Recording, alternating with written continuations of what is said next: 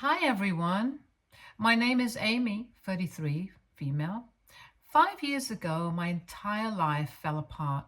Let me start from the beginning. I met my husband Jordan, 35, male, when I was on a trip to visit my friend Sarah, who lived in this beautiful little town. I remember it was the first week of July and the weather was just perfect. Sarah had been bugging me for ages to come and stay with her, and I finally decided to take her up on the offer. Little did I know that this trip would change my life forever. Jordan lived right next door to Sarah's place. On my first day there, I was sitting on Sarah's porch, sipping iced tea and enjoying the sunset, when I saw him for the first time. He was out watering his plants, looking all calm and content.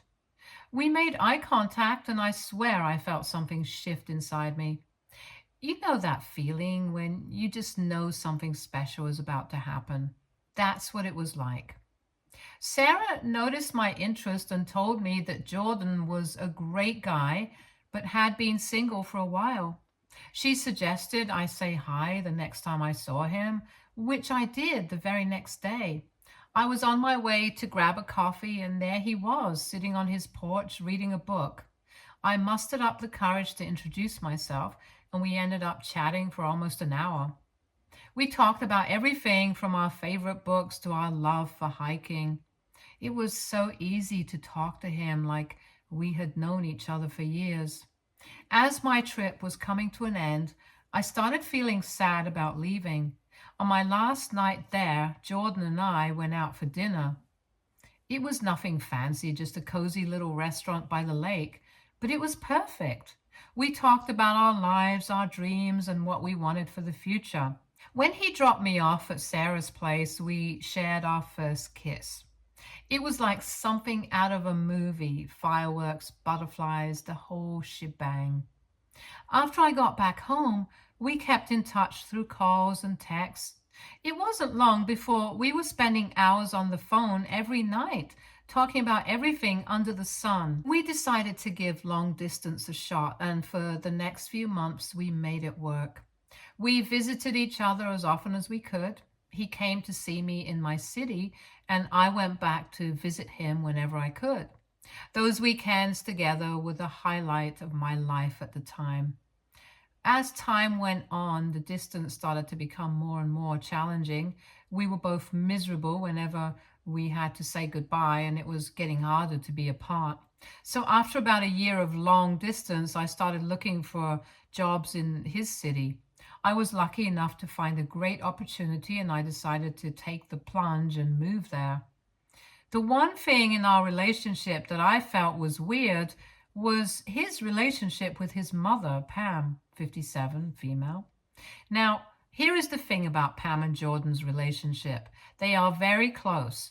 Jordan is a typical mama's boy, and Pam is one of those moms who don't think that anyone is good enough for their son. Her relationship with Jordan sometimes made me feel like the third wheel in our own relationship. One of the first instances that made me realize how close they were was when I had just moved in with Jordan. We had just settled into our new apartment and were still getting things sorted out. One evening, Pam showed up unannounced. She had a key to the place, which I didn't know she had, and walked in while we were having dinner. It was a bit awkward, to say the least. She started rearranging things in the kitchen, telling us how she thought it should be organized. I tried to laugh it off, thinking she was just being helpful, but it felt like she was trying to impose her way of doing things on us. Pam's opinions often seemed to carry more weight than mine. I remember when we were choosing furniture for our place. We found a beautiful couch that we both loved, but when Pam saw it, she made a face and said it wasn't practical and we should get something else. Jordan agreed with her, and we ended up getting a different couch, one that Pam liked, but I really didn't care for. It was frustrating because I felt like my opinions and preferences were being overshadowed by hers. After Jordan proposed, Pam almost became too hostile towards me. While I was planning my wedding, she tried to take over and control everything, but I stood firm and was able to have the wedding of my dreams. Let me tell you, it was not easy. Pam was like a hurricane sweeping through every aspect of our wedding plans, and I had to be the sturdy rock that stood in her way. Right after we announced our engagement, Pam started calling me every day with suggestions and ideas for the wedding. At first, I thought she was just being helpful, but it quickly became clear that she wanted to be in charge of the whole thing. She would say things like, "You should go with a traditional church wedding, Amy. It's what our family expects." Now, Jordan and I had already decided we wanted an outdoor ceremony by a lake surrounded by nature. It was something that meant a lot to both of us, but Pam wasn't having it. She even went as far as to book a church and arrange a meeting with the pastor without consulting us. Then there was the issue with the dress. I had found the perfect dress, a simple, elegant gown that made me feel like a princess. But when Pam saw it, she wrinkled her nose and said, "Oh, that's nice, but don't you think it's a bit plain? You should go for something more extravagant, like a ball gown." She actually took me to another bridal shop and tried to get me to buy a huge puffy dress that looked like it came straight out of a fairy tale. It wasn't me at all, and I had to firmly tell her that I was sticking with my choice. She looked so disappointed, but I wasn't going to let her guilt me into changing my mind. On the day of the wedding, Pam tried to take over the coordination of everything. She was telling the photographer where to set up, instructing the band on what to play, and even trying to rearrange the decorations. At one point, I had to take her side and politely but firmly tell her that we had everything under control and that she should just relax and enjoy the day. It was tough, but I was determined to make sure that our wedding reflected who we were as a couple, not her vision. About a year after the wedding, Pam lost her job. She was working as a manager at a local store, and unfortunately, the store shut down. It was a tough time for her, and she was pretty shaken up. Jordan and I talked it over and agreed that until she could find another job, we would help her out with the rent. Pam's place wasn't too far from us, so it made sense to help her out rather than have her stress about finances on top of everything else. Pam started looking for a new job, but she kept complaining that it was hard to find one because of her age. She said, "No one wants to hire someone in their late 50s. They all want young people." At first, I felt really bad for her and tried to be as supportive as possible. I even helped her update her resume and coached her on how to answer interview questions. But after a few weeks, I started to notice a pattern. Every time she went for an interview, she would come back with a story about how the interviewer didn't seem to like her or how the job wasn't a good fit because the company seemed too disorganized. She would say things like, "I can't believe how unprofessional these people are," or "I don't want to work for a place that doesn't have its act together." It began to feel like she was finding excuses not to take any job that came her way. A year passed and Pam still hadn't been able to get a job. We were still continuing to pay her rent, and it was starting to really take a toll on our finances. But then things changed in a big way. I found out I was pregnant. It was the happiest day of my life. I had always wanted to be a mother, and knowing that I was going to have a baby made everything seem brighter. Jordan and I were over the moon with excitement, and we started preparing for our little one's arrival right away. When I was about 8 months pregnant, I decided it was time to take my maternity leave. I worked in sales, and while I still received my basic salary during my leave, my main source of income was from the commissions, which stopped as soon as I went on leave. This meant our income took a significant hit, and things got a lot tighter financially. We were managing, but it was clear we couldn't keep up with paying Pam's rent much longer without seriously compromising our own financial stability. As my due date approached, the stress of our financial situation started to weigh heavily on me. I was supposed to be focusing on preparing for the baby and enjoying this special time, But instead, I was constantly worrying about money. We had savings, but they were dwindling fast, and we needed to make sure we had enough to cover any unexpected expenses that might come up with the baby. We agreed that we needed to have a serious talk with Pam and let her know that we couldn't continue to pay her rent. We decided to have the conversation the next day. Pam came over for lunch, and after we finished eating, we sat down with her in the living room. I was so nervous, my heart was pounding in my chest. Jordan started by explaining our situation, how my income had decreased significantly, and how we were struggling to make ends meet. Pam listened quietly, but I could see her expression darken as she realized where the conversation was headed. When we told her that we wouldn't be able to pay her rent anymore, she got very upset. She said, "How am I supposed to survive without your help? I've been trying to find a job, but no one wants to hire someone my age." I felt bad for her, but I also knew that we had to prioritize our own family's needs, especially with a baby on the way. I tried to stay calm and explain that we had been supporting her for over a year and that we just couldn't afford it anymore. I suggested she look into other options like finding a roommate to share the rent or even moving into a more affordable place. Pam was not happy about it. She said she couldn't possibly live with a stranger and that moving would be too much for her to handle. The conversation was tough and it didn't end on a good note. Pam left in a huff and I felt terrible. Less than a week later, Pam came to visit us again, and this time she didn't say anything about the rent, and I thought we had moved past the whole issue. She seemed calm, and we had a nice chat about the baby and other light-hearted topics. It felt like a weight had been lifted off my shoulders, and I was relieved that things seemed to be getting better.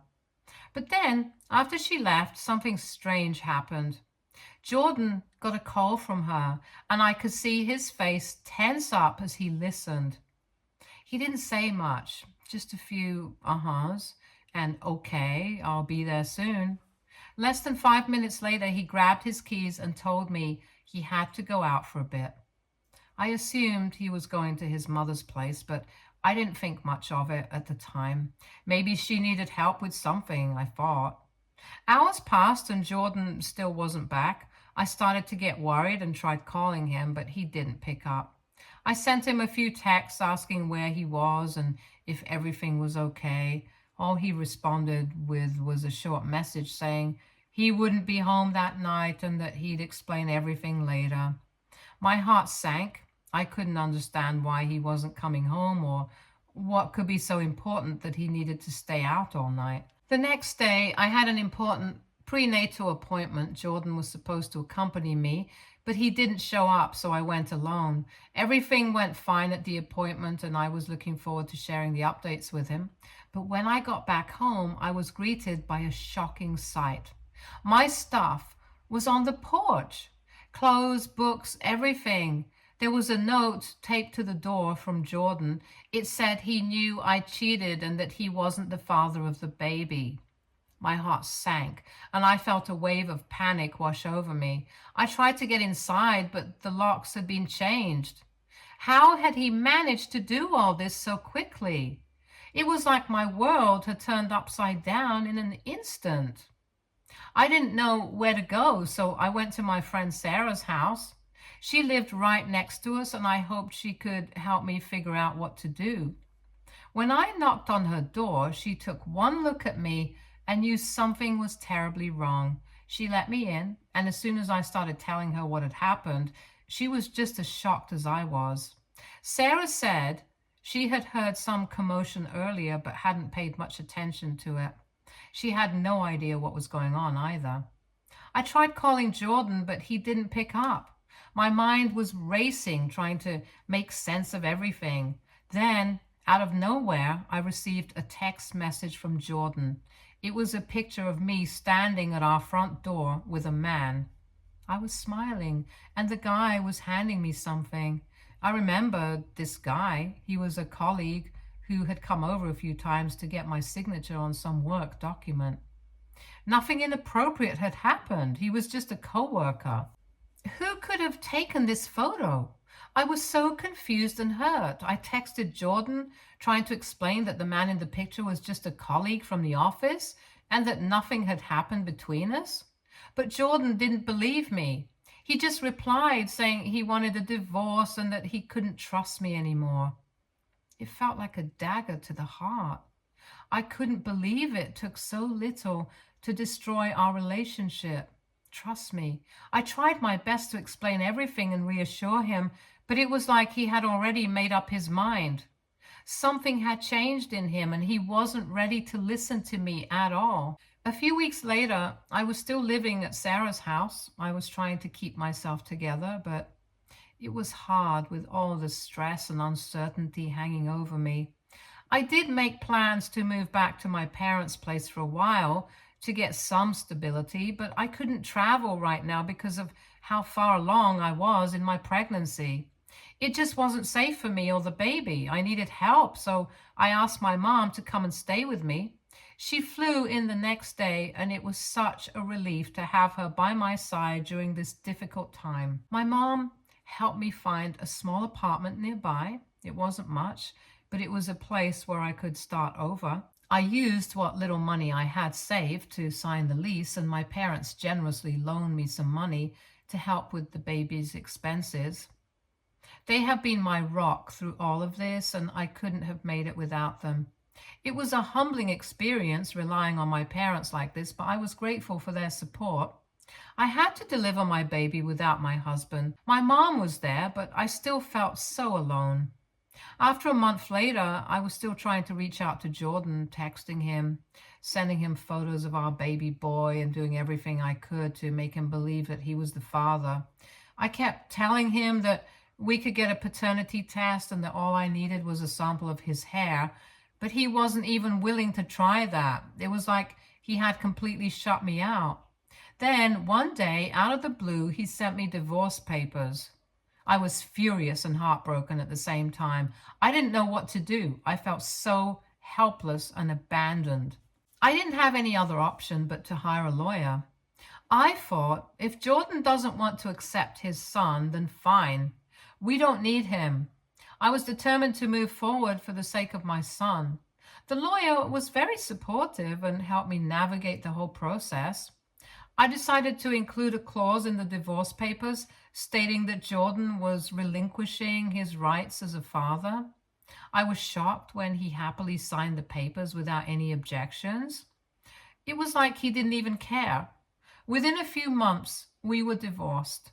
Raising my son alone was really tough. There were sleepless nights, endless diaper changes, and moments when I just felt completely overwhelmed. If it wasn't for my mom, who actually came to help out with the baby, my dad, who helped financially, and my friends, who helped me stay sane through it all, I would have lost my mind. My mom stayed with me for several months, helping with everything from feeding to midnight cuddles.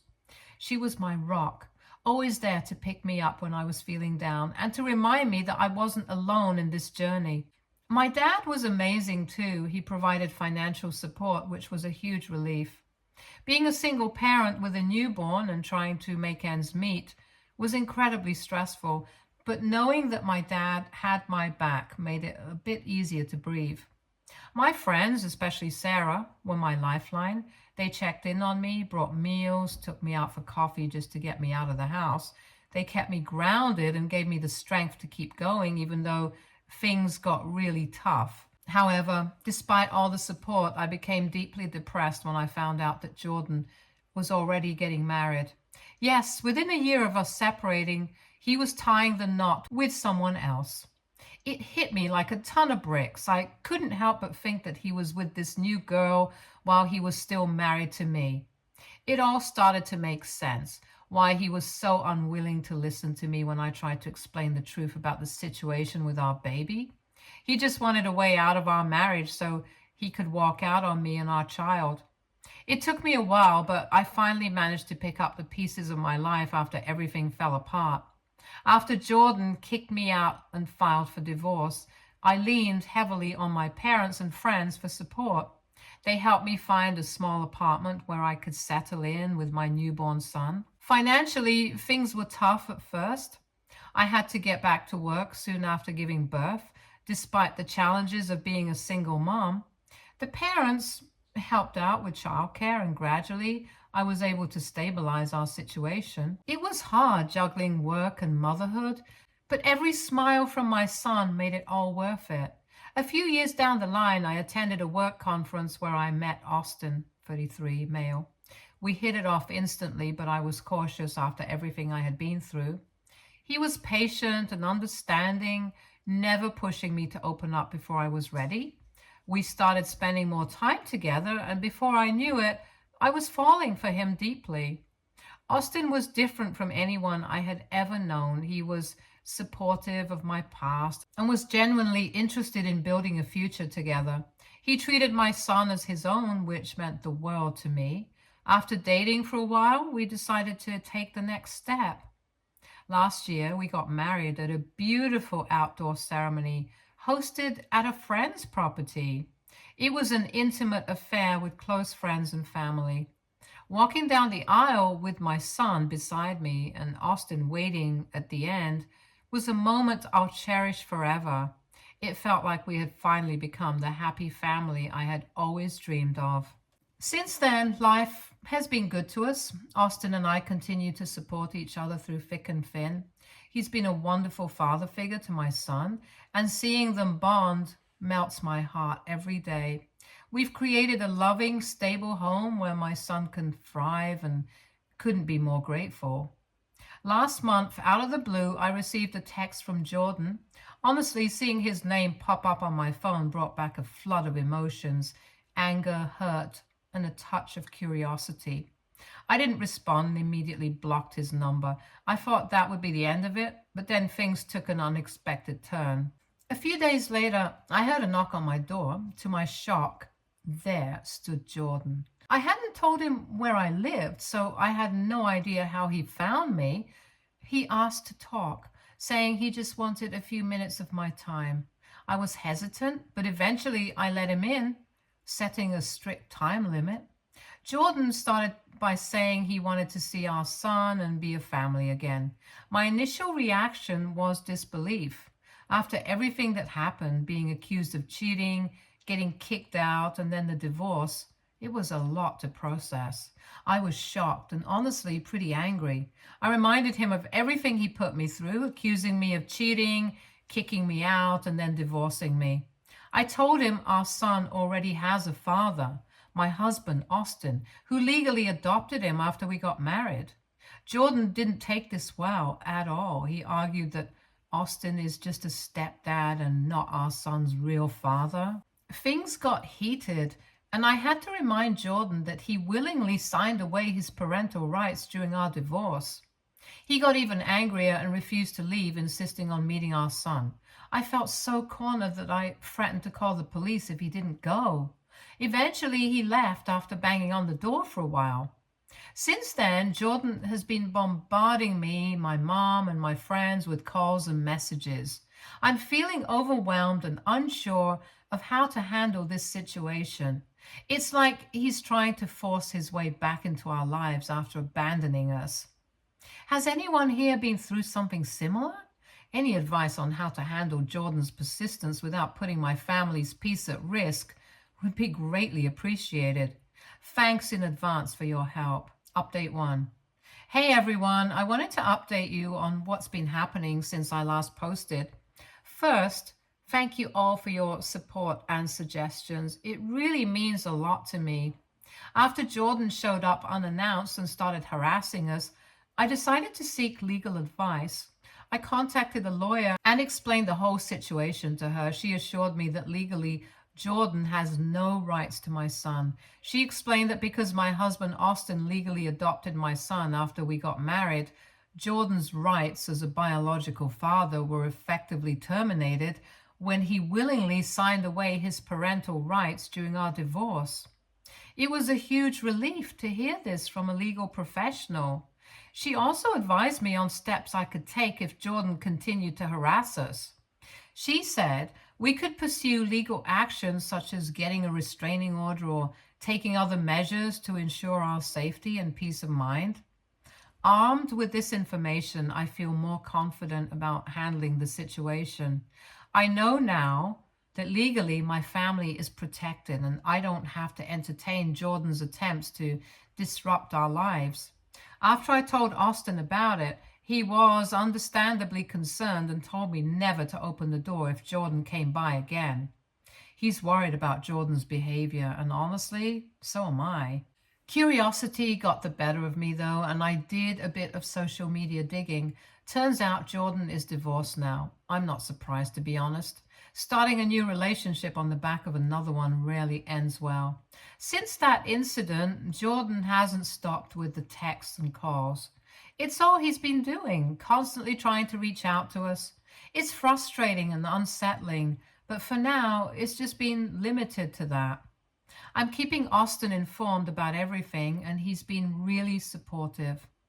We're both on the same page about not engaging with Jordan and prioritizing our safety and peace of mind. If Jordan escalates things further or tries anything else, I'm prepared to take legal action to protect my family. Update 2. Hi guys, I have another update for you. I'm feeling really shaken right now. I was at the park with my son earlier today, just enjoying some time outdoors, and then out of nowhere, Jordan showed up. I couldn't believe it at first. I froze for a moment, not sure how to react. Jordan approached us and tried to talk to my son. I immediately stepped between them, shielding my son from Jordan. I told him firmly to leave us alone and that he had no right to be here or to approach my son.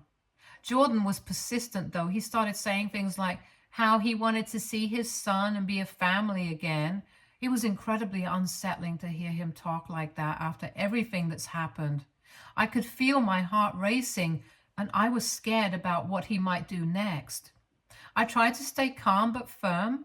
I told him that if he didn't leave immediately, I would call the police. I could see the shock and anger on his face, but I didn't back down. My priority was protecting my son and ensuring our safety. After what felt like an eternity, he finally backed off. He muttered something under his breath and walked away, but he kept looking back at us as he left the park. I stayed there for a while, just trying to process what had happened and calm my nerves. When I got home, I immediately called Austin and told him everything. He was furious and worried, but he reassured me that we would take whatever steps necessary to keep us safe. He insisted that I should have called the police right then and there, but I was so caught off guard that I didn't think of that. Now I'm feeling scared and anxious about what might happen next.